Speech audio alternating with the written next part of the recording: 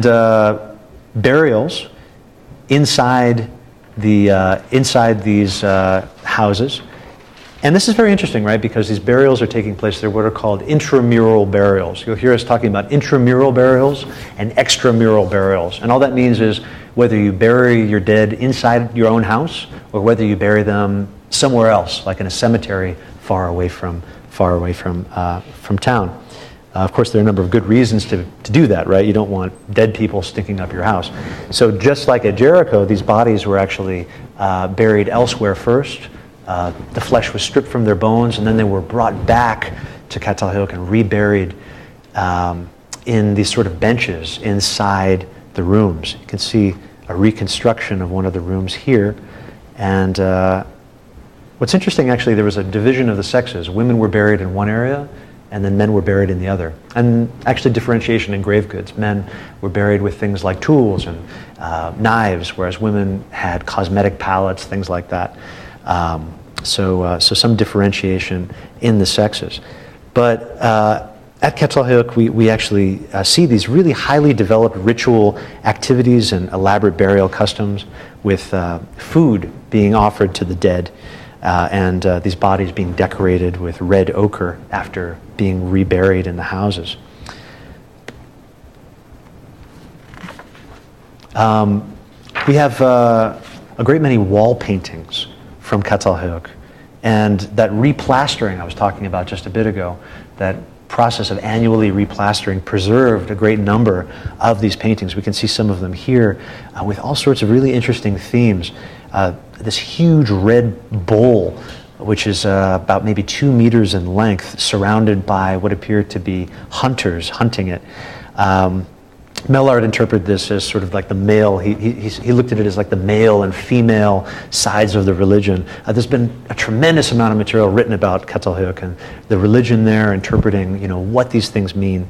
Mellard thinks it's some sort of bull cult taking place, because elsewhere we also find bull horns and plastered installations being used at Catalhoyuk.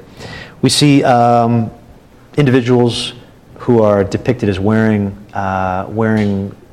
leopard skins, which speaks to this sense of communal identity, in the sense that you do have people being depicted, but also individual identity. They're being depicted specifically wearing clothes and a certain set of items. There's a close-up of these guys. We also find textiles, evidence of textiles that were being made there. This is a wall painting with a textile design on it, and evidence of actual textiles, which again are very rare to find, but they do show up occasionally at Catalhoyuk. So we know that was part of the artistic repertoire there. We find a number of these really very strange plastered figures. You can see a reconstruction here. In addition to these bull horns sticking out of the wall, these benches where the burials would have taken place, we have these 7 enigmatic figures with their arms and legs extended. Mellard saw this as some sort of mother goddess which was in the process of giving birth.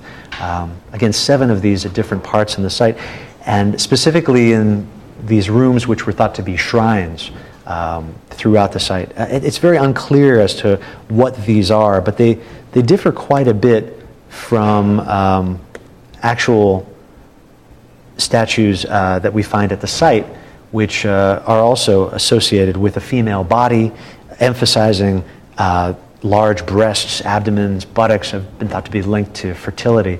So chances are this has something. This is a very different thing. These 7 enigmatic figures, and you can see actually the head is almost feline. So it might have something to do with leopard iconography. There's a lot of leopards that are found at the site as well. This female mother goddess has been found at a number of other sites as well, and a lot has been made again about these early religious practices, what the symbolism of the mother goddess means. In fact, you have a lot of tours that will take you to Catalhoyuk and teach you the essence of the mother goddess and things like that. Honestly, we don't have a lot to tell us what the specifics of this religion entailed, but that is to say, we do have a lot of evidence that this kind of activity is taking place.